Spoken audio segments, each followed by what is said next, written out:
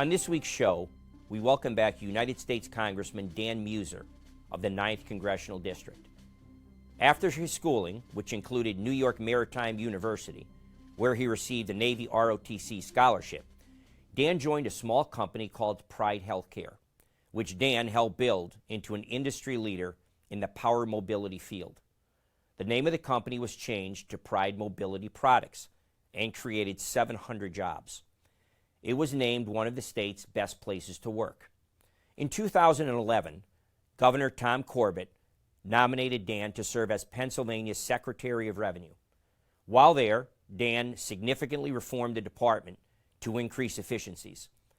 Dan's leadership was recognized by the Council on State Taxation for having the most dramatic improvement of any Department of Revenue in the country. Dan was reelected to the United States Congress in 2020 to a second term by a large margin. In Congress, Dan serves on two very important committees, that being the Committee for Small Business as well as the one for Foreign Affairs. Very importantly, especially for this week's show, Dan serves on the Border Security Caucus. We will be discussing today the crisis at the border, which is threatening to engulf the Biden administration in controversy and recrimination, even from his own party. This is the Volpe Report, a weekly news and political interview show examining the latest local, state, and national issues with Chuck Volpe. Insightful, informative, controversial. The area's premier political talk show, the Volpe Report. Dan, welcome back to the Volpe Report. Great to be with you. It seems like when you're in studio, and honestly a lot of my shows nowadays are almost historical in nature. To refresh your recollection and our viewers, we had you here right in the wake of, if you would, the insurrection on January 6th at the Capitol. And talking about, your take of it, because obviously you were there, talking about the double standard and hypocrisy of the Democrats who basically said anybody that voted to decertify was somehow a seditionist, which I think we rebuked pretty strongly on this show. We pointed out in this show, we both did, that Nancy Pelosi and her fellow Democrats, up to 31 different House Democrats, had voted to decertify several Republican elections for election irregularities. And 80 walked out on the vote, by the way. But wow. So that's additional information we didn't have last time. So that was historic, obviously. Now we, believe it or not, 2 months later, we have a historic piece of legislation, a $1.9 trillion COVID stimulus package, obviously, has been signed into law. And a lot of people and pundits and media have likened it and put it on a scale with FDR's New Deal all the way back to the 30s. Historic. Of course, when we talked about you coming on this show to discuss that was the major news story. And if anybody told me in about 1 week's time that issue would be relegated to the back pages, and the front pages and all the major news coverage would be on our crisis at the border, I wouldn't have thought it possible in record time that would happen. The President of the United States, Joe Biden, who should be basking in the glory of a historic piece of legislation, had scheduled a barnstorming tour of America to kind of promote his stimulus package, has canceled it. He's closed the border, which is unthinkable based on his rhetoric and the Democrats' rhetoric for months. And we have a full-fledged crisis. And when I get your comment on that, I'd like to point out and remind our viewers that, which makes, I think, your presence here even more important today, you did a congressional tour of the border. You've been there. You've seen the conditions, so you have firsthand knowledge, not like we do see on like we see on TV, or a lot of congressional people see these things in videos or on TV. You were there, so take it. Well, it is a crisis. They won't call it that. As a matter of fact, it's more of a disaster for thousands and thousands of those who are attempting to get into our country illegally, primarily because they're being informed that they're welcome to enter our country illegally. Sure they were. You know, there's just no question that a few months ago, we had the best situation in 30 years at our border, if not more. We had a minimal number of illegals coming across. We had asylum being taken place in Mexico. We had laws and rules being followed in cooperation with the Mexican government and Guatemala and other Central American countries, that the first safe nation, if people were leaving their nation for hostility and because they didn't feel safe, that's where asylum would take place. We ended catch and release. We had order at the border. And then Joe Biden comes in and thinks it's a wonderful idea to issue these executive orders to create disorder at the border by executive order. Sorry for that. I actually kind of thought it was kind of a good pun. So he removed, for the purpose of reversing everything that President Trump did, whether good or bad, they've created a terrible, terrible, terrible situation at the border. And you're right, I was there. And at the time, we had a highly excessive number of illegals coming across. It was in the neighborhood of 100,000. Today, this was about 2.5 years ago. Today, we're well above that, and in March, so in June and July, it's predicted to be double, but because he's allowing asylum here, because he's allowing unaccompanied, he meaning Joe Biden and his administration, and the idea that, you know, now we put Kamala Harris in charge of it, the vice president, who really, if you listen to anything that she ever says, she blames the Customs and Border Patrol. Customs and Border Patrol, every single one of them tell Republicans and Democrats the same thing. Because we get reports, I'm also on the Border Security Caucus in Congress with Republicans and Democrats, and we get informed from the CBP what's going on.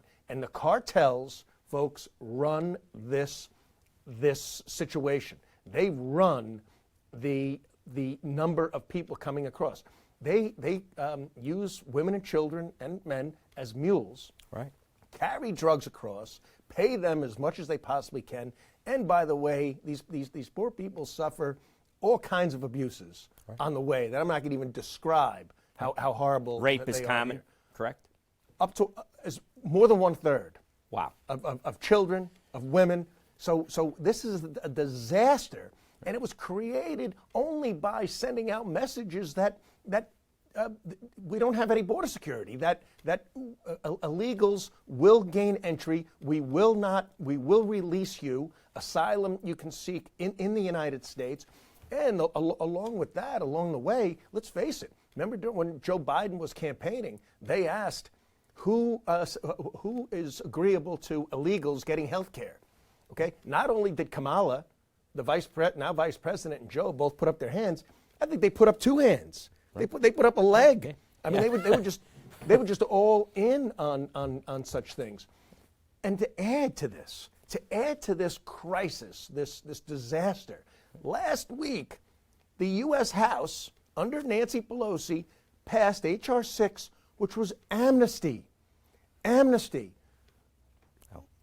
So in order, if there's any more of an incentive to say to those poor people who are seeking a better life, but we have to do things in an orderly manner, of course, and not create and protect our own citizens from infectious disease that could be coming across the border. We've shut our country down, but let people apparently, like with COVID, come in. There's no testing taking place. They're being released without testing, by the way.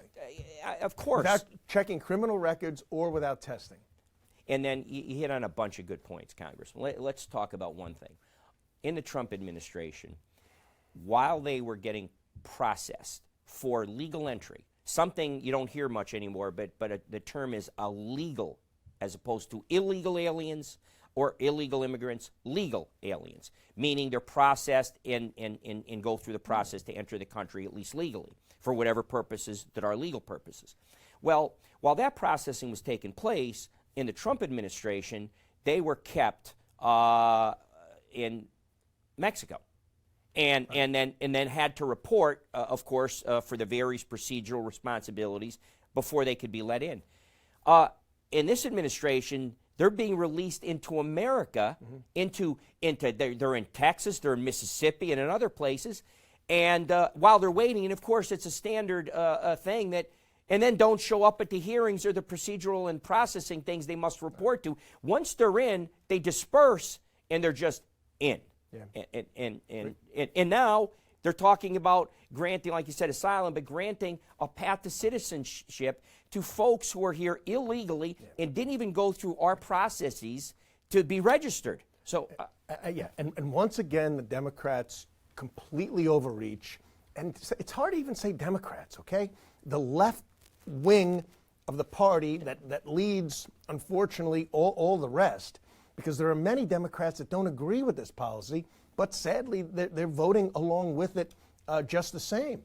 You know, I mean, we're offering in the stimulus bill that you're talking about, illegals will receive, okay, indirectly, if they're a spouse of a legal, the $1,400 stimulus checks.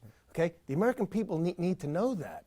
We've spent, the Biden administration has spent almost $100 million on hotel rooms for illegals thus far. And you do the math on the number of people. We have homeless veterans in this country. It's over $500 a night being spent. You do the simple math on it. So there's a tremendous amount of disorder. It's just simply not right. And the other thing is this.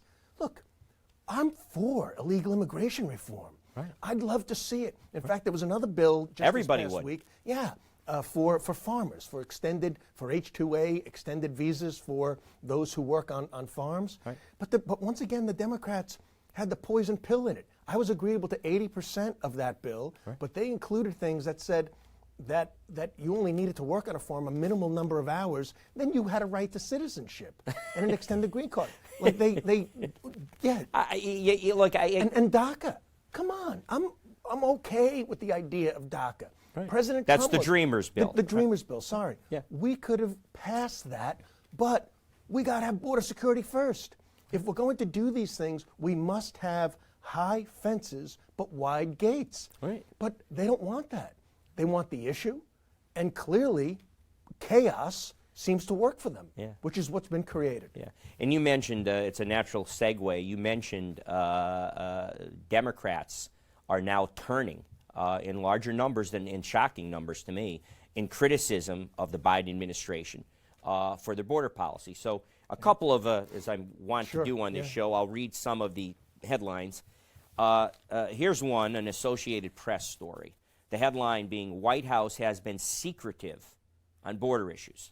And I'll just read the highlights of it. Gag orders? Yeah, I'd say that's secretive. And again, came in, everything's going to be open. Everything about this administration will be transparent. It's unbelievable. Apparently not. Let me read this, an Associated Press article, Washington, D.C. President Joe Biden's administration has tried for weeks to keep the public from seeing images like those that emerged Monday, showing immigrant children in United States custody at the border sleeping on mats, under foil blankets, separated in groups by plastic partitions. Administration officials have steadfastly refused to call the detention of more than 15,000 children in U.S. custody or the conditions they're living under a crisis. To your point, it is a crisis, although they're saying it's not. They have stymied most of the efforts of outsiders to decide for themselves.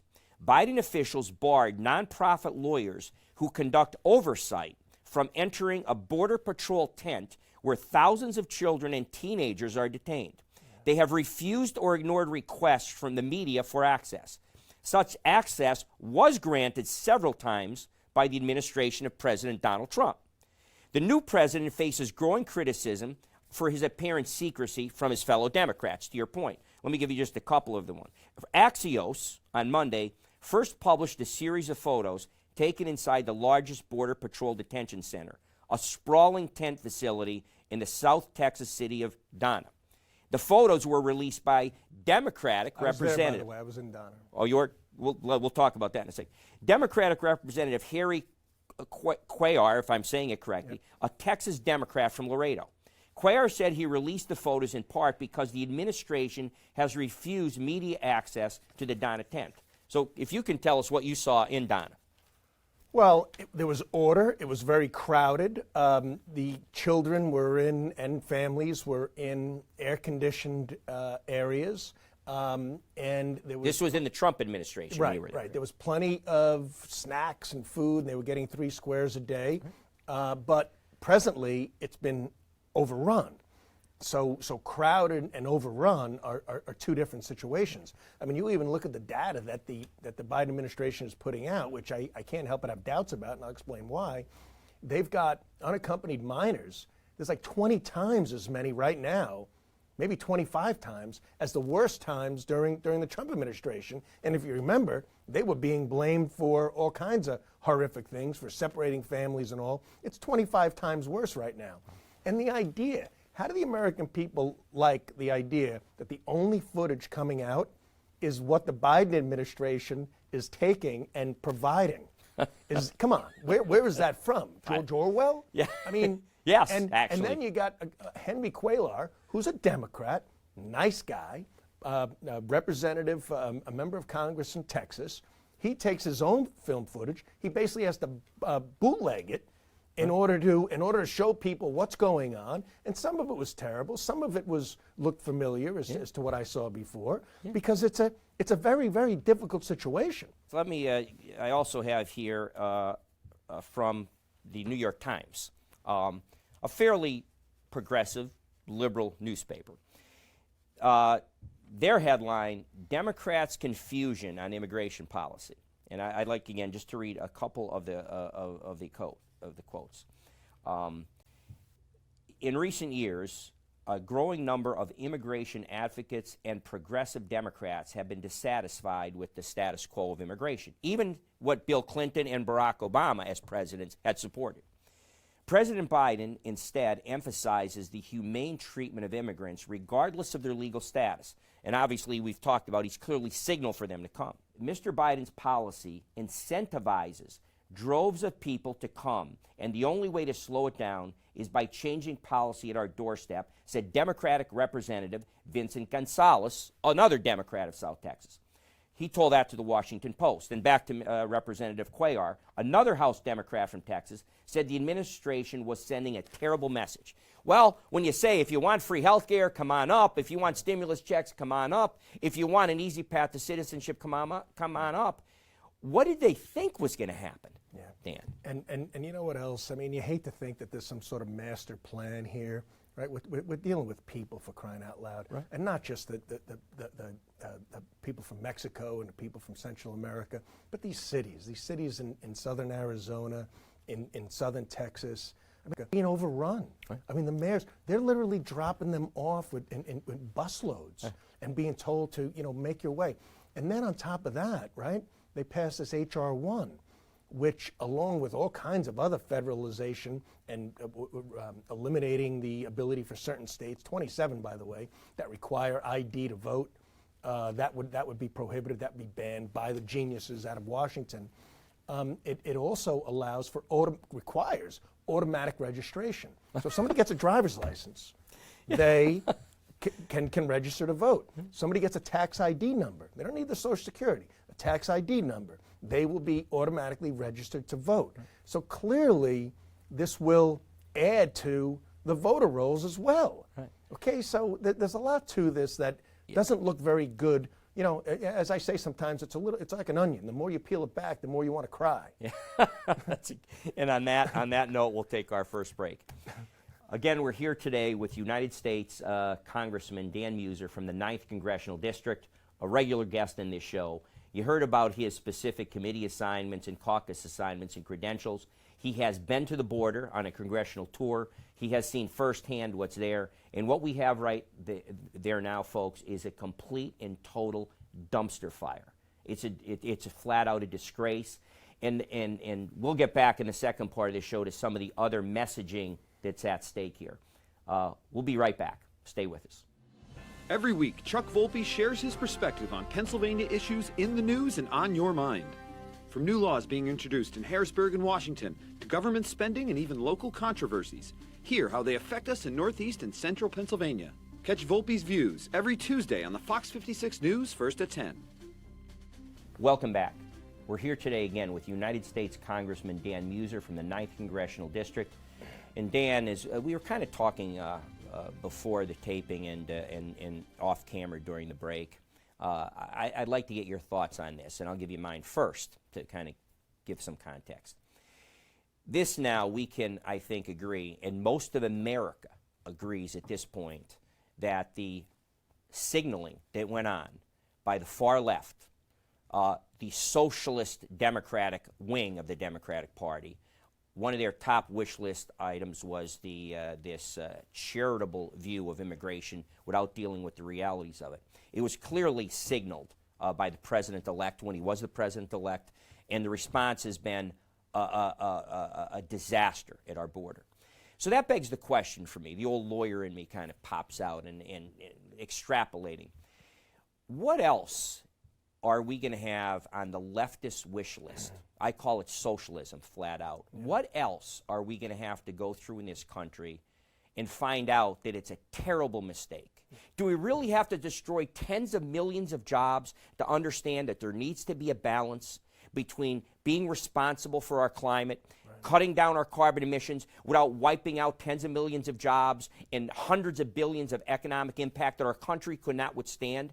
Like, how many terrible mistakes have to be made before? Can't we do something before we destroy our country?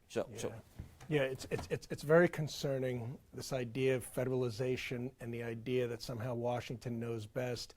And some of the things taking place, like we mentioned before and sort of laughed, a gag order that they won't even let CBP agents speak nor allow any video out. And then you go to the other extreme of, they're banning Dr. Seuss books, right? And then, we talk about some of the things that are being done with the stimulus, the so-called rescue plan, and the dollars being mandated and how they're being distributed to states. Some states are getting an excessive amount of money, but with all kinds of strings attached to them. Like, for instance, Pennsylvania for the next several years won't be able to lower any of its taxes in order to try to compete with the Texases and Florida and everything else. So what are they trying to do? Even out all the states so one state can't have a better advantage, even if it's more effectively run than another? Are they trying to maintain that level of overall control? And just the whole nanny state concept of the more you give, the more loyalty you'll have to that particular party, and then take it even further with the executive orders that have taken place. And then let's bring, by the Biden administration, then let's bring it down to the Tom Wolf administration.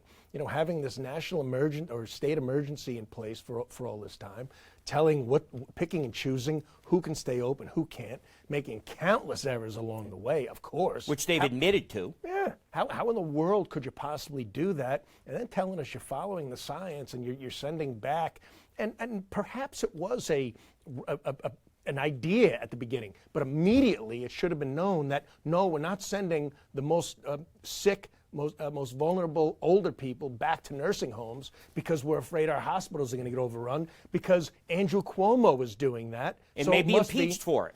So it must be a good idea. Why we don't understand these mistakes and these actions, this is a serious game, okay? We're elected. Okay, we do things that must be in the best interest of the vast majority of people for the long term, not what is politically expedient or fits with what a special interest is demanding. And there's a lot of that taking place. This Reggie we talk about, it was a big part of our last week's show. Yeah, green gas initiative, regional green gas initiative. That's a terrible initiative for Pennsylvania, but it must fit with what the environmentalist demands are, and frankly, in them, the hell with what's best for the overall economy and average family in Pennsylvania. Okay. That's overreaching government and then some. Yeah, a great point. And let's go further down the rabbit hole, Dan, if you will. Another raging issue right now in this country. And let me be clear about something. I firmly and strongly support transgender rights, transgender equality under the law, their fair treatment. That's what makes America America. They're entitled to equal protection. And most responsible people do. But here's what I don't agree with. What I don't agree with is, as one of my favorite political commentators, Ben Shapiro, says, facts don't care about your feelings and your agenda. And that is that the fact is that the issue right now is, at what point are we going to allow transgenders by choice to participate in interscholastic or in intercollegiate athletics? And the point being is, back to facts, it's a biological fact that men have certain abilities because of testosterone and other things, that they are generally bigger, stronger, and faster than women. Which means if you let a male who, through gender dysphoria and whatever orientation, which I have respect under the law, they should be treated equally and fairly. But however, to say, therefore, I am choosing to be a woman, and therefore I get to participate in women's athletics, what does that do to our girls and our young women that want to compete fairly? Because you know what also equal protection does, Dan, under the Equal Protection Clause? It allows those women and girls to compete in a fair and level playing field. And it gets into the bathroom issue, for example. In a children in a school setting, will they be allowed then to decide that they could use the ladies' room or the girls' restroom? And there are issues that have to be, sometimes reality is inconvenient and facts are inconvenient, but these are issues that have to be addressed without in any way suggesting that they're not entitled to equal protection under the law. So we have to factually modulate our systems to accommodate. So maybe we need a third bathroom, a ladies' room, a men's room, and whoever, unisex we'll call it. And many schools do that because they accommodate. They want to keep, even if it's one person, which is fine, to make that individual comfortable. But to have a federal mandate or a state, or in this case, a federal mandate stating that not only is equality required in society and in the workplace, but also in the locker room and in religious institutions that operate in a certain manner according to their religion. So again, it's just a wild overreach that is unnecessary. And when they include it in what would otherwise be reasonable bills, that's where the left is going. They're pushing the envelope, if you will, just constantly trying to push things to the extreme. Right. And